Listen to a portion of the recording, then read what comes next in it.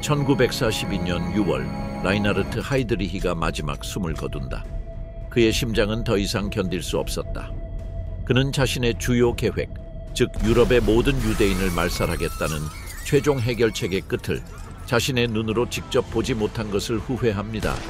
몇 년 전 실패로 점철된 경력을 쌓을 운명인 것처럼 보였던 이 군인이 제국 안보 책임자로 선출되었습니다.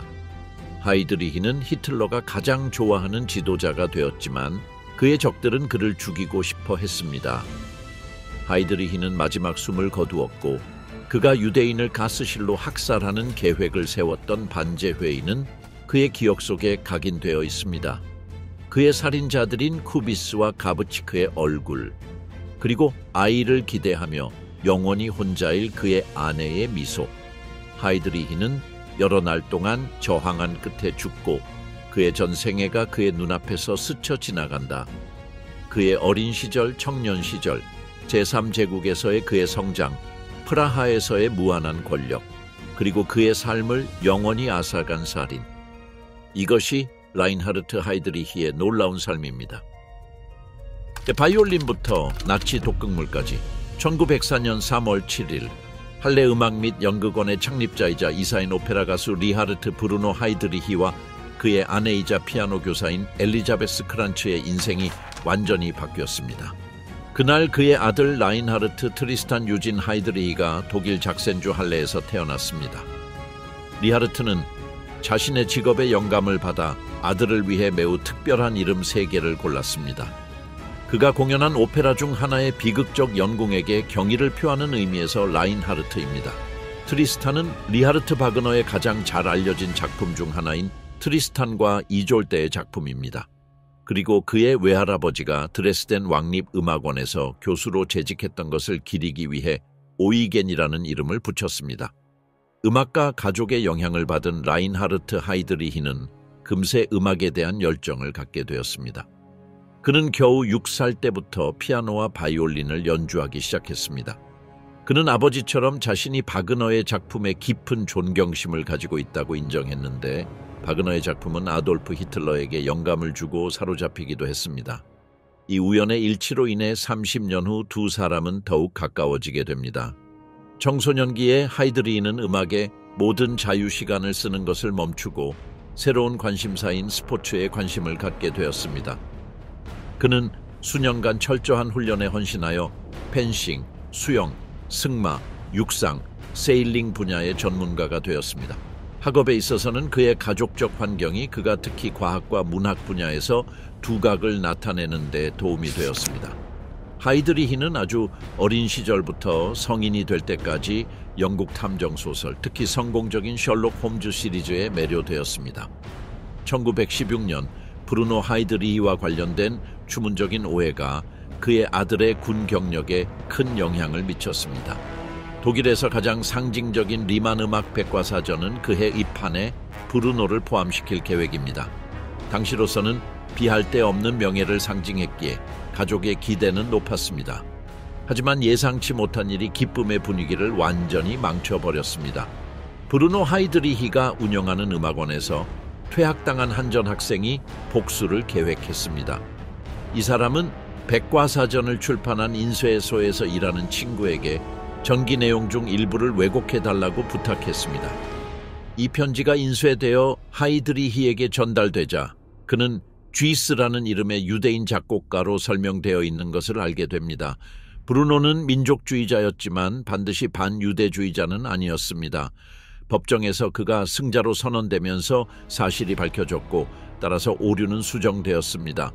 그러나 나치 독일의 제국보안본부의 미래 책임자인 그의 아들 라인하르트 하이드리히에게 이 사건은 단지 자신의 기록의 그림자만 드리운 것이 아니라 적들에게는 조롱의 대상이 되었습니다.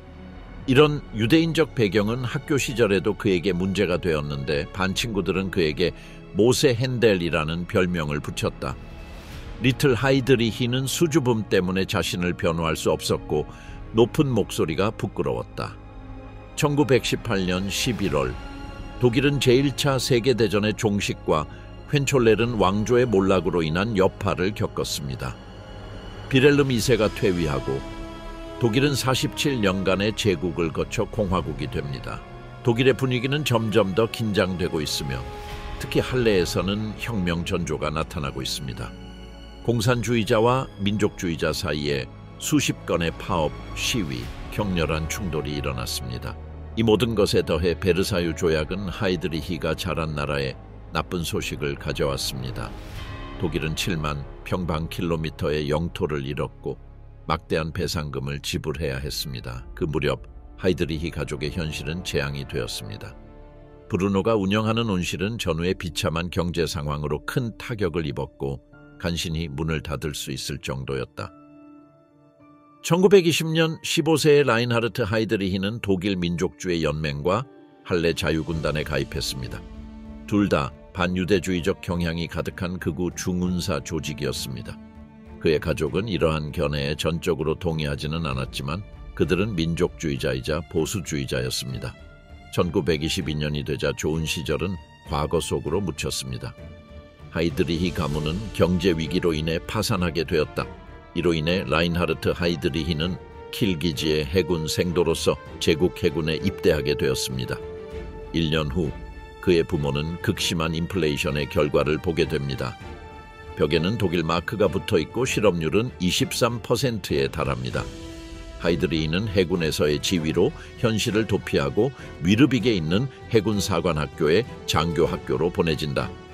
1926년에 그는 소위로 진급하여 독일 제국 해군이 건조한 도이칠란트급 전함의 마지막 함선인 전함 슐레스비히 홀슈타인의 통신장교로 배치되었습니다. 그는 이 직책 덕분에 상관으로부터 훌륭한 평가를 받았습니다. 그러나 그의 가족은 아들이 국가의 현실에서 벗어난 것이 행운이라고 생각했을지 모르지만 라인하르트 하이드리히는 악몽을 살고 있었습니다. 거짓 유대인 조상의 그림자가 계속 그를 괴롭혔고 그의 동료들은 그를 백인 유대인 또는 모세라고 부르며 지칠 때까지 괴롭혔습니다. 우리의 주인공은 편견과 참을 수 없는 조롱에 분노를 느끼기 시작했지만 공격자들에 대한 분노는커녕 오히려 반유대주의적 성격을 형성했고 그 결과는 당시로서는 예측할 수 없었습니다. 그러나 같은 기간 동안 그는 나중에 제3제국의 군사정보국 아베르의 수장이 되는 빌헬름 카나리스 제독과 친구가 되었습니다. 카나리스는 하이드리히의 운동 능력과 예술적 재능에 감명을 받아 하이드리히의 멘토가 되기로 결심했습니다. 하이드리히는 나치당에 가입했습니다. 1928년 7월 하이드리히는 해군 중위로 진급했고 이로 인해 그는 새로운 야망과 오만함을 갖게 되었습니다. 그의 상관들은 그를 킬 공군 기지의 통신부로 전속시켰습니다. 그가 그곳에 머무는 동안 아돌프 히틀러와 그의 국가사회주의당이 집권했습니다. 1930년 9월 독일 사회는 나치당을 신뢰하게 되었고 국회의사당 선거에서 약 650만 표를 얻어 의회에서 두 번째로 큰 정당이 되었습니다. 동시에 사랑이 당신의 문을 두드립니다. 무도회에서 하이드리히는 리나 폰 오스텐을 만난다.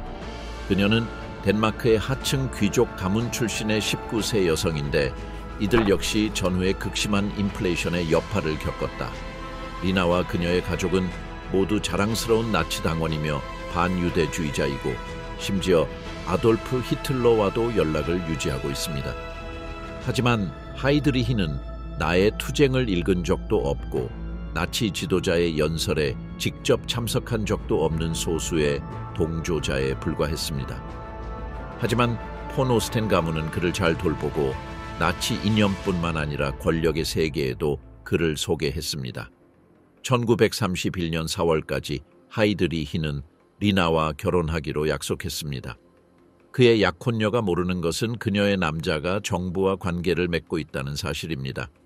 리나보다 6개월 먼저 만난 또 다른 젊은 여성은 해군 장교의 딸이었는데 그녀 역시 그와 약혼했다고 생각했다. 하이드리히의 거짓말을 알게 된 여주인공은 그를 해군에 고발한다. 제국 해군 사령관 에릭 레더 제독은 이 사실을 알게 되었고 명예법원에 상의하게 됩니다. 당시의 남성 우월주의에도 불구하고 그들은 이런 행동이 해군 장교의 행동으로서 부적절할 뿐만 아니라 용납할 수 없고 품위가 없다고 판단하여 그를 해고하기로 결정했습니다. 하이드리히는 주로 국가의 경제 상황 때문에 자신의 행동을 후회하고 있습니다. 해고당하면 자동으로 400만 명의 독일 실업자 중 한 명이 됩니다. 그의 부모는 돈이 없어서 그를 도울 수가 없었습니다. 폰 오스텐 가족은 딸의 배신으로 인해 상처를 받고 분노했기 때문에 더 이상 그를 이상적인 후보로 보지 않았습니다. 하지만 리나는 그를 계속 사랑하기 때문에 그에게 두 번째 기회를 주고 그가 국가사회주의당에 가입하도록 주장하고 마침내 그는 받아들여진다. 하이드리히의 광범위한 군사훈련은 당에서 큰 자산으로 여겨졌기 때문에 당은 처음부터 그를 고려했습니다. 리나의 친구인 칼 폰 에버슈타인은 리나에게 당시 전혀 알려지지 않았던 하인리히 힘러와 함께 일할 것을 권했습니다. 그는 당 농부이자 새로 창설된 슈츠슈타펠 SS 부대의 수장이었습니다. 슈츠슈타펠은 원래 아돌프 히틀러의 경호원 역할을 하는 중군사 및 경찰 조직이었습니다. 시간이 지나면서 그들은 수백만 명의 유대인과 다른 소수 민족을 파괴하는 두려운 세력이 되었습니다. 힘러는 당초 회의를 취소했지만 리나는 그 메시지를 무시하고 남편들에게 말하지 않기로 결정했습니다. 두 사람은 에버슈타인과 함께 뮌헨으로 떠났고 마침내 힘러가 그를 맞이했다. 정확히 말하면 뮌헨에 있는 그의 양계장에서였다.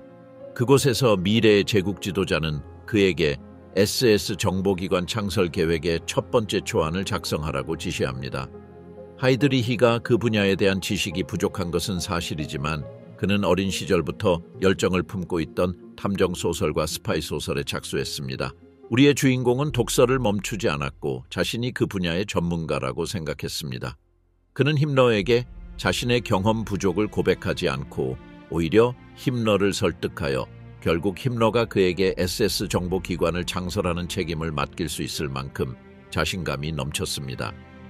하이드리히는 경제 상황이 역전되고 불확실성과 빈곤의 구덩이에서 벗어나면서 헤아릴 수 없는 안도감을 느낀다.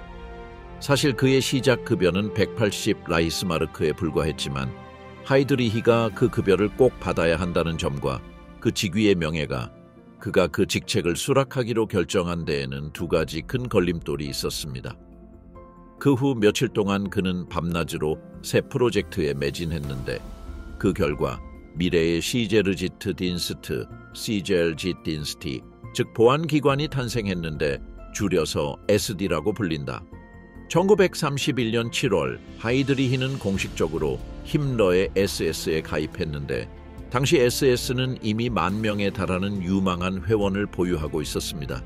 그는 상관의 승인을 받아 나치당 본부인 브라운하우스에 체계적으로 정보를 저장하는 스파이 네트워크를 만들어 반대자들을 탄압하는 데 활용합니다. 처음에는 다른 SS 대원과 사무실과 비서를 공유할 수밖에 없었지만 1932년에 그의 급여가 290 라이 히스마르크로 인상되면서 더 많은 여유를 얻고 편안함을 느낄 수 있었습니다. 당시 그가 몰랐던 것은 6년 후에는 연봉 17,000 라이 히스마르크 이상을 벌게 될 것이라는 사실이었습니다. 나치당 내에서 하이드리히의 존재는 점점 더 존경을 받게 되었다. 그들은 그의 업적을 매우 중요하게 여겼기 때문에 힘러는 결혼과 동시에 그를 축하의 의미로 SS 슈르만부르헤르 계급으로 진급시켰습니다.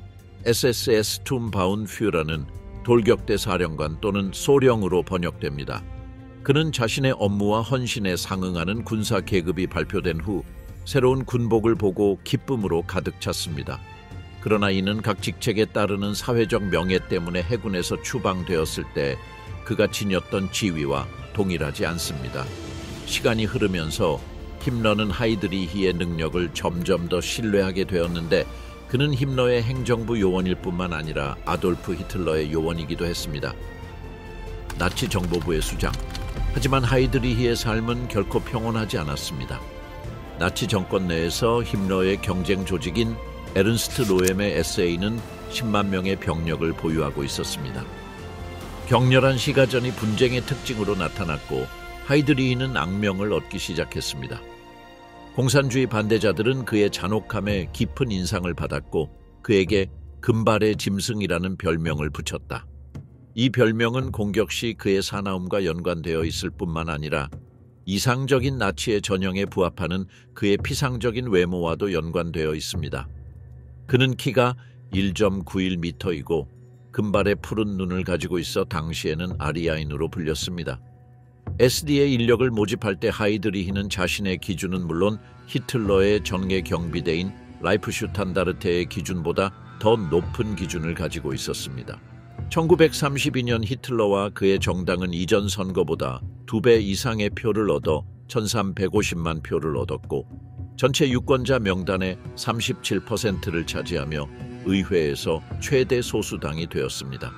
이런 상황으로 인해 공산주의자와 나치 사이의 시가전이 늘어났다.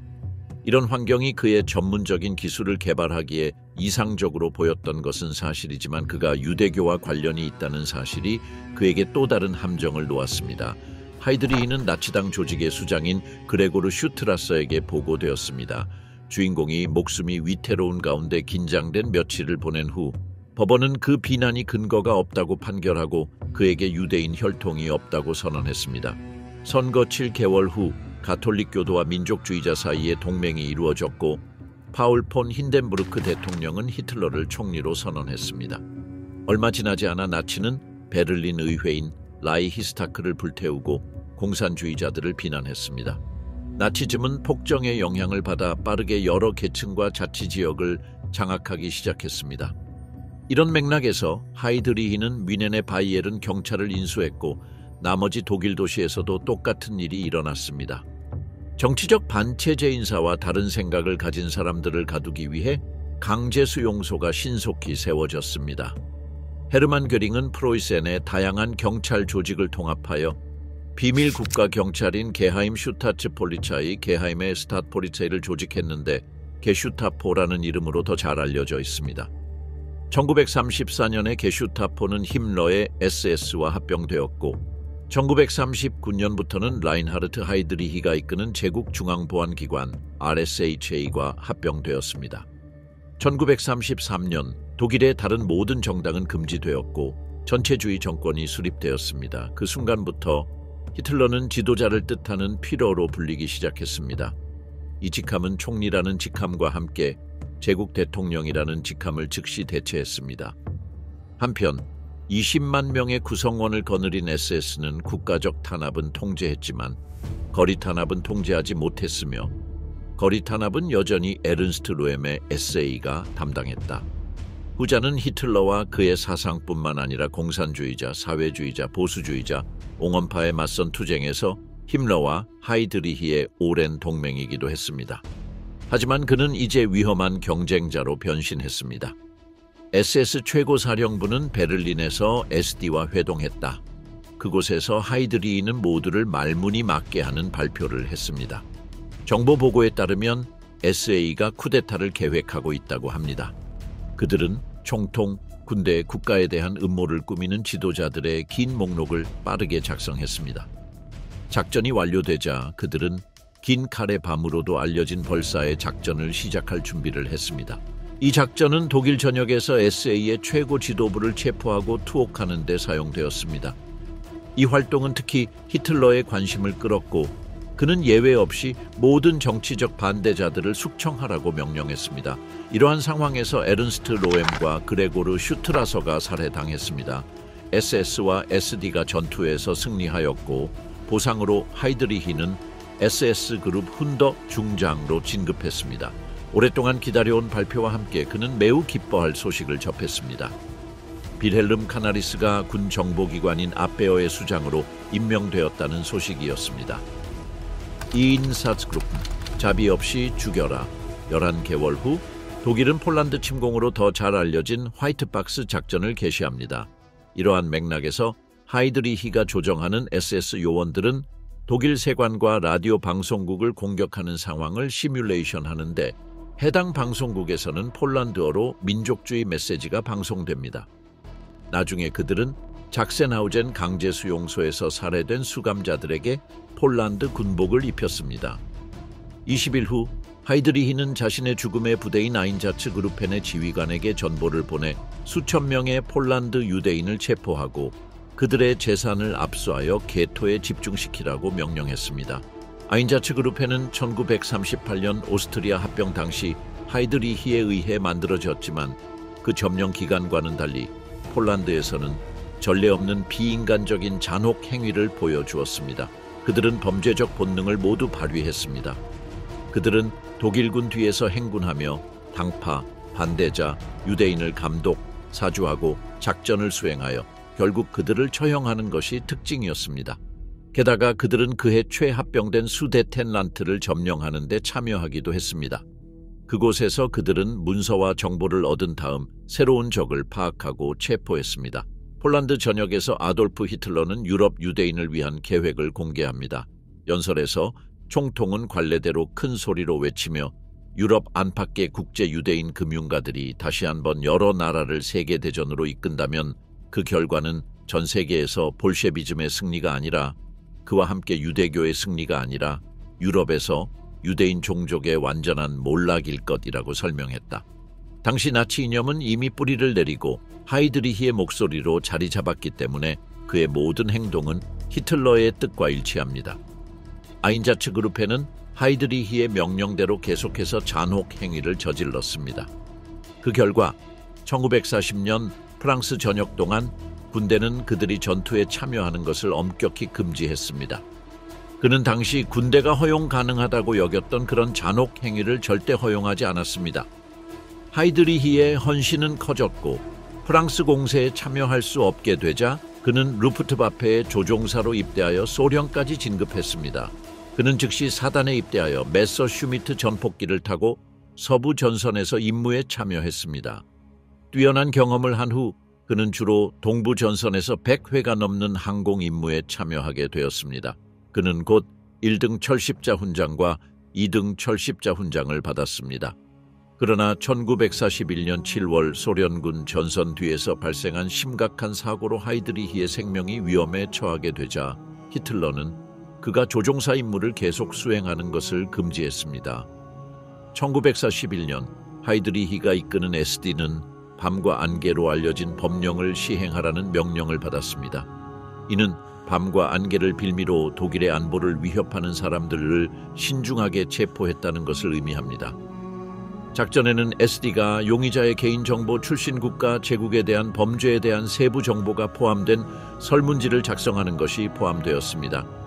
이 양식은 나흐 운트 네벨, 즉 밤과 안개라는 문구가 적힌 봉인된 봉투에 담겨 있었습니다. 중앙교도소 기록 보관소에 수감된 약 7,000명의 수감자에게는 이 법령에 따라 잠복 수감자라는 특별 암호가 부여되었습니다. 하이드리히의 조종사 경력이 끝나갈 무렵 모든 폴란드 유대인은 게토로 이주되었고 히틀러의 인민위원 명령에 따라 정부, 공산당, 유대인, 당파의 모든 구성원을 살해하라는 명령이 내려졌습니다. 이런 살인을 수행하는 주요 인물은 아인자츠 그룹펜이다. 1941년 6월 22일 히틀러는 독일군이 소련을 침공한 바르바로사 작전을 개시했고 이 작전으로 500만 명이 넘는 유대인이 포로로 잡혀 힘러와 하이드리히에 직접 관할해 있는 약 300만 명의 폴란드 유대인이 수용된 다양한 수용소로 이송되었습니다. 후자는 유대인을 소련 국가의 생물학적 기반으로 간주하여 공산당과 소련 국가에서 직책을 맡고 있는 유대인을 물리적으로 말살하라는 명확한 명령을 내렸습니다. 아인자츠 그룹회는 재빨리 나이가 들어 무기를 들 수 있다고 판단되는 유대인을 모두 죽이고 처형하기로 결정했습니다. 하이드리히의 부서는 희생자들을 파악하고 구금시설이나 게토로 보낸 뒤 소련 유대인 공동체 전체를 제거하기 위한 작전에서 대규모 SS와 경찰을 조정하는 임무를 맡았습니다. 시간이 흐르고 그의 아인자츠 그룹펜의 책임이 커지면서 하이드리히는 걱정스러운 마음으로 그 광경을 지켜본다. 그는 자신의 아인자츠 그룹펜이 5,000명에 불과하며 발트하에서 시작하여 흑해에서 끝나는 3,000km에 가까운 전선을 담당해야 한다는 것을 알게 됩니다. 그래서 몇 차례의 중요한 회의를 거친 후 그들은 새로운 사람들을 불러들이는 것이 최선의 선택이라는 결론을 내렸습니다. 그들은 곧 수백 명의 현지 남성 우크라이나인, 라트비아인, 벨라루스인을 모집하여 힘든 일을 하게 했습니다. 1939년에서 1941년 사이 대량 학살이 체계화되고 연구시설과 학살 수용소가 건설되기 전에 아인자츠그룹회는 동부 전선에서 대량 총격을 비롯한 여러 방법을 통해 150만 명을 살해했습니다. 대부분이 유대인이었습니다. 1941년 7월 말 아돌프 히틀러의 부사령관이자 제국 원수인 헤르만 괴링은 하이드리히에게 어려운 임무를 맡겼습니다. 그 임무는 유대인 문제에 대한 포괄적 해결책, 즉 최종 해결책이라고 불리는 것에 대한 모든 조직적, 기술적 준비를 수행하는 것이었습니다. 그로부터 2달 남짓 후 라인하르트 하이드리히는 그가 철저히 준비한 법령을 발표했습니다. 그는 폴란드의 대도시의 모든 유대인을 집중시키라고 요구했습니다. 10월 이후 10,000명의 유대인이 그 나라의 게토로 보내졌습니다. 가장 크고 잘 알려진 곳은 1940년 10월에 만들어진 바르샤바 게토입니다. 40만 명이 넘는 사람들이 이곳으로 이주되었습니다.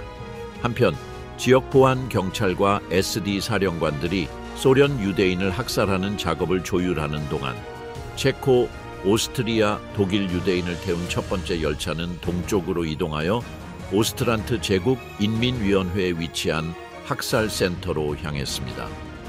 이 용어는 독일의 민간인 점령 지역을 지칭하는데 여기에는 발트 3국과 벨라루스 대부분 지역이 포함되었습니다. 보안 경찰은 RSHA 사비사 부서의 SD와 함께 독일 국내에서 다양한 급습 작전을 조직했으며 지방 경찰 기관과 철도 운송기관, 제국 교통부와 독일 국영철도와 협력했습니다. 지역 보안 경찰은 오스트란트의 SD 사령관과 함께 그들이 도착한 지 몇 분 안에 그들을 처형하도록 작전을 지시했습니다. 동시에 라인하르트는 새로운 승진과 새로운 책임을 맡았습니다. 그는 보헤미아와 모라비아의 수호자로 임명되었는데 이 직책은 그가 하인리히 힘러와 함께 맡게 된 자리였습니다. 이 직함으로 하이드리히는 체코슬로바키아에 대한 완전한 권한을 갖게 됩니다. 그곳에서 그는 이전의 수호자였던 콘스탄틴 폰 노이라트가 지나치게 온건했기 때문에 매우 가혹하고 잔혹한 조치를 취해야 한다는 것을 깨달았습니다. 목표는 저항을 줄이고 독일화를 가속화하고 체코 문화를 희석시키는 것입니다.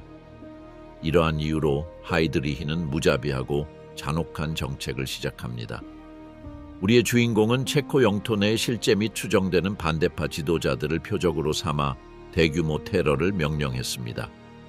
1941년 10월과 11월에 특별보호법원은 340명 이상에게 사형을 선고했고 게슈타포에 위험하다고 여겨진 1,300여 명을 넘겼습니다. 같은 기간에 그는 보헤미아와 모라비아 보호령에 테레진의 테레지엔슈타트 게토 수용소를 세웠는데 이 수용소에는 장로위원회를 포함해 4만 명이 머물렀습니다. 하이드리히의 지휘해 14,000명의 독일과 오스트리아 유대인, 2만 명이 넘는 체코 유대인이 테레지엔슈타트에서 로츠 게토 총독부와 오스트란트 제국위원회로 추방되었습니다. 더욱이 제국의 수호자로서 하이드리히는 체코 노동자와 농부들의 구애를 받았는데 이들의 생산 능력은 독일의 전쟁 수행에 없어서는 안 될 것이었습니다. 위에 언급한 사건 외에도 하이드리히는 그의 경력을 상징하는 사건으로도 유명합니다. 그는 단 2주 만에 체코슬로바키아인 550명을 반체제 인사로 규정하고 처형하라는 명령을 내렸습니다. 그곳에서 그는 자신을 완벽하게 정의하는 새로운 별명을 얻었습니다. 프라하의 정육점입니다. 홀로코스트가 구체화되기 시작합니다. 한편 동쪽에서는 아인자츠그루펜이 베르마흐트 군대를 호위하고 추격전을 계속합니다. 잔혹함이 점점 더 커지고 있습니다. 그들은 사람들에게 몇 분 후에 자신의 시체가 묻힐 무덤을 파도록 강요합니다. 2차 세계대전 당시 가장 감동적인 이야기 중 하나는 우크라이나 키이우 근처에 위치한 바비야르라는 마을의 이야기입니다. 그곳에서 아인자츠그루펜 D는 단 몇 분 만에 3만 명이 넘는 유대인을 살해했습니다. 얼마 지나지 않아 아인사츠그루펜 B의 일원인 SS그룹 훈더아서 네베는 히물러를 초대하여 대량 처형을 목격했습니다. 놀랍게도 제국 안보 책임자는 자신이 드러낸 불쾌한 이미지에 충격을 받아 쓰러졌습니다. 힘러는 알몸이고 무방비 상태인 남자, 여자, 어린이를 잔혹하고 피비린내, 나는 학살하는 일이 독일군에 미칠 수 있는 충격적인 영향에 대해 오랜 시간 고민했습니다. 그는 즉시 하이드리히에게 연락하여 사형을 집행하는 데 있어 새로운, 좀 더 관대한 방법을 찾으라고 명령했습니다. 그때까지 유대인을 완전히 없애려는 제도는 존재하지 않았습니다. 이 지시에 따라 네베는 차량에서 나오는 일산화탄소를 이용한 최초의 가스실 사용을 제안했습니다.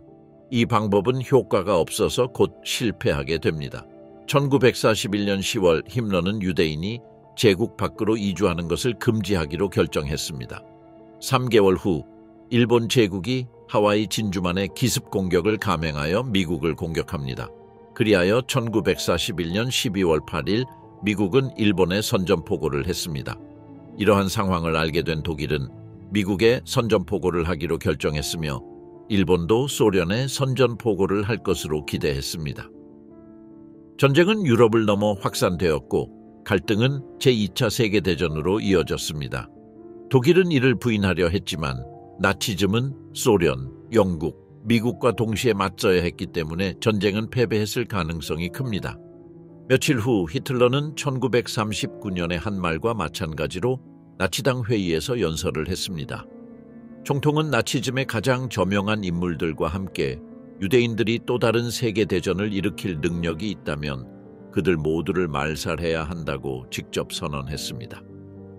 전략적으로 히틀러는 그때까지 내린 어떤 결정에 대해서도 책임을 지지 않고 모든 책임을 유대교에 전가하기로 결정했습니다.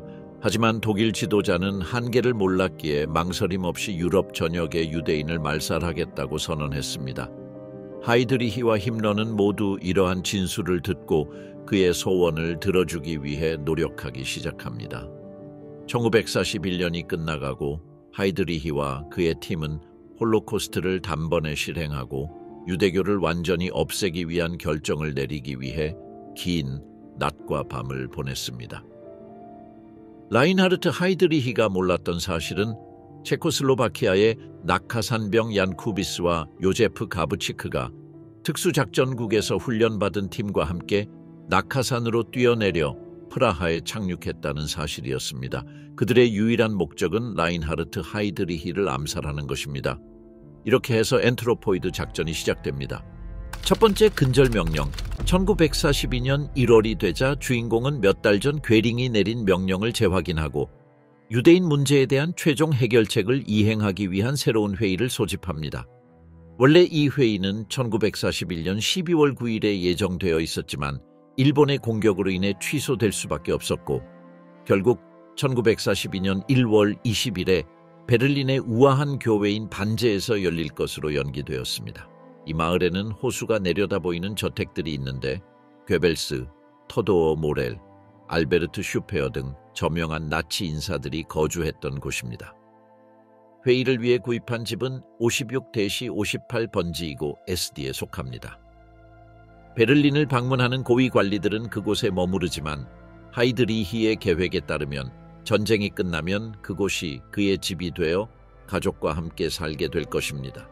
1월 20일 최종 해결책에 대한 회의로 돌아와서 제3제국의 관리 15명이 유대인의 운명을 결정할 회의에 참석했습니다.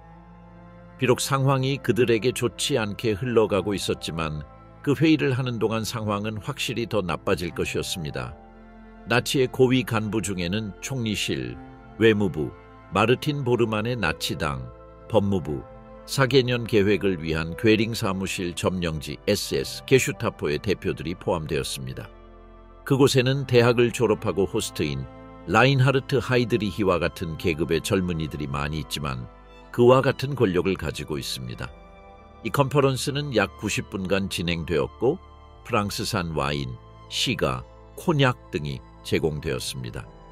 극한의 기온 속에서 수백만 명의 사람들이 굶주리고 목마른 채 야외에 있는 동안 나치 관리들은 호화로운 뷔페 덕분에 식욕을 돋우는 것보다 더 많이 먹었을 뿐만 아니라 편안하고 따뜻한 환경도 즐겼습니다. 손님 중에 하이드리히를 제외하고 그 주제에 대해 아는 사람은 2명뿐이었습니다. 그중 1명은 홀로코스트의 물류, 즉 수송, 인프라, 이민, 추방을 책임졌던 SS 중령 아돌프 아이히만입니다. 그의 사무실에서는 유대인을 시베리아로 추방하는 게 나은지 아니면 인도양 근처의 황량한 섬인 마다가스카르로 보내는 게 나은지와 같은 문제에 대해 자주 논의합니다. 아이히만은 회의에 참석한 각 사람에게 회의록을 나눠준다. 하이드리히의 목표는 힘러와 하이드리히가 주도하는 유대인적 해결책에 대한 일반적인 합의에 도달하는 것이었습니다. 회의록에는 국가별 유대인 수의 전체 목록이 포함되어 있습니다. 여기에는 그들이 점령하기를 갈망했던 영국도 포함됩니다. 집계에 따르면 학살당한 유대인의 총수는 약 1,100만 명이었습니다. 작은 글씨로 쓰인 이 글은 유대인들을 모두 동쪽으로 보내어 도로 건설을 위한 강제 노역을 하게 하고 위험한 환경에서 살다가 결국 자연적으로 지쳐 죽게 할 것이라고 말하고 있습니다. 참석자들은 어느 정도 반대 의사를 표명했지만 결국 하이드리히의 계획을 받아들이기로 결정했습니다. 이러한 지침에 동의한 손님 중 한 명은 나치 내무부의 유명한 나치 변호사이자 유대인을 공적 생활에서 배제한 뉘른베르크 법의 저자인 빌헬름 슈투카르트 박사였습니다. 처음에 슈투카르트는 혼혈인종으로 간주되는 유대인, 즉 유대인과 독일인의 혼혈인 유대인에 대한 처우에 대한 자신의 주장을 제시하며 뉘른베르크 법이 이를 고려하고 있다고 주장합니다.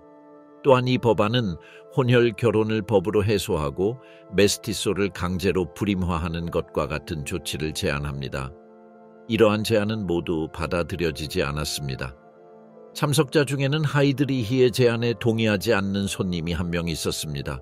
사실 전후 시대에 그는 이런 식으로 표현했기 때문에 어떤 면에서는 이에 반대하려고 했던 셈입니다. 우리는 제국 총리 대신이었던 프리드리히 빌헬름 크리칭거 박사에 대해 이야기하고 있습니다.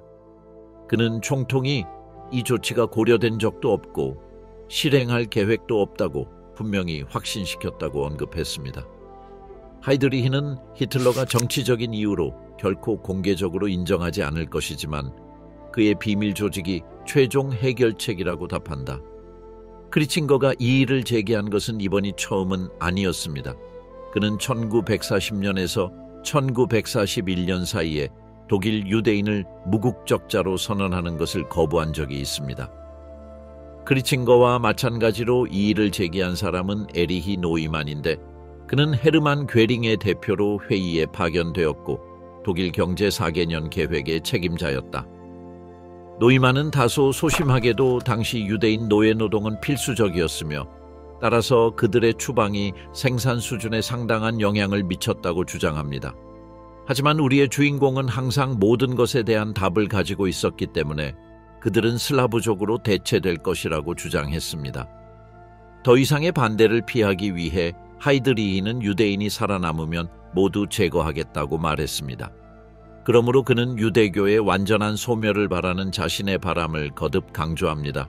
어떤 경우든 그는 처음부터 강제노동에 적합하지 않다고 판단된 사람들은 로마인, 동성애자, 장애인, 정신장애인 등 모든 사람을 포함해 같은 운명을 겪게 될 것이라고 강조합니다.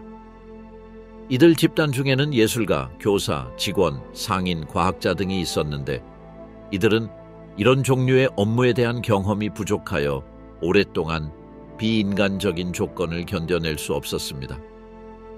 이 계획은 독일과 현재의 체코 공화국인 보헤미아와 모라비아 보호령을 시작으로 동쪽에서 서쪽으로 실행되었습니다. 그런 다음 폴란드를 거쳐 여행을 계속할 거예요. 그들은 대피라는 단어를 사용하지만 정확한 용어는 말살입니다. 어떤 인간도 이런 종류의 추방에서 살아남을 수 없습니다. 이 이름은 가장 잔인하고 암울한 처우 방식을 감추고 있습니다. 오랜 시간 동안 대화를 나눈 끝에 그들은 정의할 수 없는 개념이 하나 있었습니다. 어떤 방법으로 박멸할 것인가? 그들은 큰 소리로 궁금해했다. 20년 후인 1962년 아이히만은 재판에서 가스 불임 수술, 강제노동 등 구체적인 학살 조치가 논의되었다고 진술했습니다. 역사는 나치가 이 모든 방법과 그 외의 방법들을 사용했다는 것을 말해줍니다. 이렇게 해서 홀로코스트, 즉 히브리어로 재앙을 뜻하는 쇼아가 시작되었습니다. 하이드리히의 계획은 유럽에 살고 있던 1,100만 명의 유대인을 말살하는 것이었지만 만약 그 일이 실제로 일어난다면 자신이 그 일을 볼 수 없을 것이라는 사실을 그는 알지 못했습니다. 4개월 후 그의 삶은 수십만 명의 유대인이 고통스럽게 죽어간 바로 그 도시 프라하에서 끝났습니다. 회의의 다양한 쟁점에 대한 합의가 이루어진 후 폴란드, 독일, 오스트리아, 체코슬로바키아 등의 국가의 체계적인 학살을 위한 연구시설의 건설이 시작되었습니다. 수십 대의 화물 열차가 희생자들을 수송하는 데 사용되었습니다. 포로들은 노동을 통해 점차적인 마모를 겪었기 때문에 학살은 즉각적으로 일어나지 않았습니다. 2차 세계대전이 끝난 후 최종 해결책에 사용된 메커니즘이 공개되었습니다. 재판 중에 아우슈비츠 강제수용소 소장이었던 루돌프 헤스는 위험한 살충제인 지클론비의 사용법을 우연히 발견했다고 인정했습니다. 그는 자신의 설명에서 1941년에 이 화합물을 소련 전쟁 포로들에게 사용했는데 포로들이 죽는데 약 1시간이 걸렸다고 설명했습니다. 이 강력하고 치명적인 화학 물질이 실제로 사용되자 힘러는 가짜 목욕탕을 설계하도록 명령했고 그곳에서 알몸의 희생자들을 끌고 가서 이 화합물로 살해했습니다. 더욱이 헤스는 시신의 흔적을 남기지 않기 위해 화장터를 건설했다는 사실을 인정했습니다. 아우슈비츠 사령관에 따르면 이 과정은 1442년 3월에 시작되었습니다. 이 이야기에 충격을 받은 법원은 가스실의 희생자 수에 대해 질문했습니다. 헤스는 아무런 양심의 가책도 없이 마치 무관한 사실을 제시하듯이 아우슈비츠에만 약 250만 명의 사람이 있었을 것으로 추정하지만 이 문제에 대한 공식 기록이 없기 때문에 이는 단지 추정일 뿐이라고 분명히 밝혔습니다. 헤스의 정직함은 진실과 상식이 부족한 주장으로 자신을 변호하려는 헤르만 괴링을 포함한 나머지 피고인들을 말문이 없게 만들었다. 헤스의 자백은 전후 세대가 강제 수용소에서 수백만 명의 사람들이 겪은 공포를 온전히 이해하는 데 도움이 되었습니다. 나치 학살자의 종말.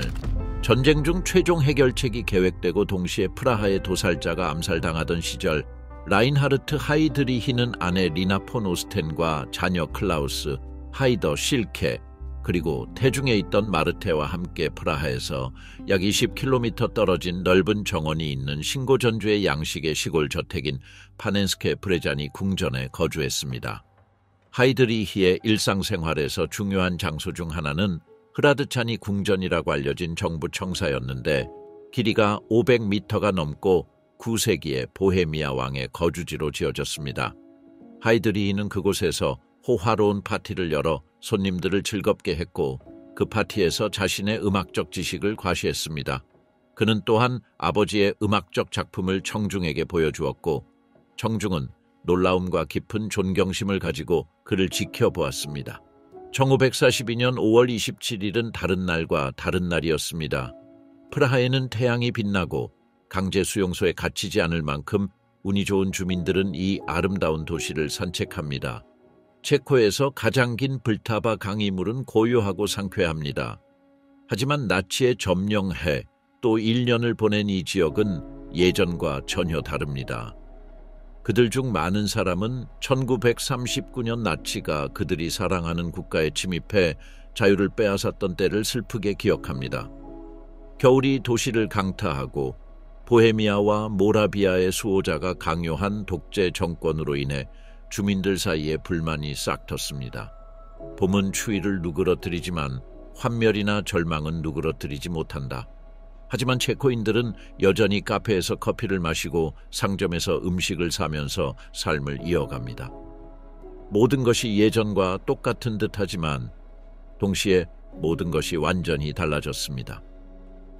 국민 전체는 몇 시간 후에 좋은 소식을 접하게 될 줄은 알지 못한다. 그 사이 파넨스케 브레자니 궁전에서 하이드리히는 세 자녀와 함께 놀기를 즐긴다. 그의 아내 리나는 자기 방에서 쉬고 있다. 그날 그는 약간 늦어져서 오전 10시에 집을 떠나 프라하로 향했습니다. 그는 흐라드차니 성에서 공식적인 의무를 다한 후 비행기를 타고 베를린으로 가서 아돌프 히틀러를 만났습니다. 금발의 짐승의 삶이 평화롭게 지속되는 동안 폴란드에서 영구적인 가스 살처분 시설의 건설은 가속화된 속도로 진행되고 있습니다. 최종 해결책이 한창 진행 중이어서 하이드리히는 매우 행복해졌고 그의 나날은 의미로 가득 찼습니다. 그는 밤낮으로 계획의 진행 상황을 모니터링하며 아주 작은 세부 사항에도 주의를 기울인다. 그는 좋은 업적과 성공적인 개발이 그를 영원히 역사에 남길 것이라는 걸 알고 있습니다. 그는 자신이 지닌 힘을 알고 있으며 이로 인해 누구에게서도 보기 드문 자신감을 갖게 되었습니다. 1942년 5월 27일 그는 평소처럼 운전기사 요하네스 클라인이 운전하는 컨버터블 메르세데스 벤츠에 올라탔다. 다른 나치 지도자들과는 달리 그는 경비원이나 호위병이 없습니다. 이러한 결정은 체코인을 두려워하지 않는다는 것을 보여주고 싶은 그의 열망에서 비롯된 것이었고 지역 주민들이 그에게 혐오감을 보임에도 불구하고 그의 권위는 의심할 여지 없이 확고합니다. 그는 깊은 곳에서 자신을 대신할 사람은 아무도 없을 뿐만 아니라 자신을 죽이거나 다치게 하는 것조차 불가능할 것이라고 확신하고 있습니다. 그렇게 하면 잔인한 결과가 초래될 것이기 때문입니다. 그러나 하이드리히는 정신적으로 완벽한 상태였기 때문에 비판자들의 어떤 계획은 무시했습니다. 게다가 그는 저항 세력이 히틀러를 암살하면 프라하가 파괴될 것이라는 사실을 알고 있다는 여론을 알고 있었습니다. 당시 프라하는 유럽에서 가장 아름다운 도시로 여겨졌음에도 불구하고 말입니다. 런던의 망명 중인 체코 대통령 에두아르트 베네시는 결과를 두려워하지 않습니다. 그는 자신의 나라를 사랑하고 나치가 없는 나라를 보고 싶어 합니다. 그러나 영국은 1938년 미넨에서 체코슬로바키아를 히틀러에게 넘겨주었습니다. 새로운 휴전협정으로 체코슬로바키아가 영구적으로 제국의 영토에 남는 것을 막을 수 있는 것은 없습니다. 영국 정부는 체코 국민의 일부 반발에도 불구하고 국민 일부의 지지를 얻었기 때문에 우려했습니다. 더욱이 전쟁으로 인해 전반적인 생산이 늘어나 경제적 안녕이 증진되었다는 소식이 상인들 사이에서 긍정적인 평가를 불러일으켰습니다.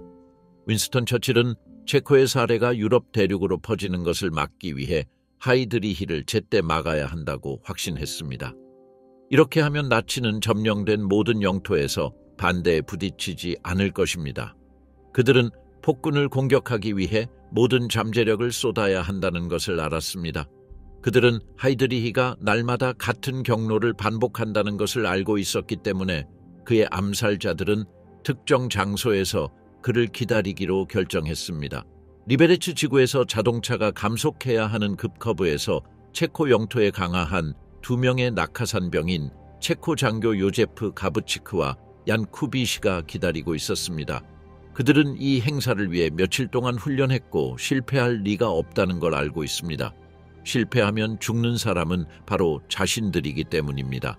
당시 가브치크의 나이는 30세였다. 그는 로츠미스트 계급의 슬로바키아 민병대원이었는데 이는 상사에 가깝습니다. 그의 파트너인 쿠비시는 28세로 체코슬로바키아군 군인이었는데 가브치크와 함께 특수작전국에 선발되었습니다. 두 사람 모두 라인하르트 하이드리히를 암살하는 것을 목표로 한 어려운 작전인 인간형 작전에 투입되었습니다.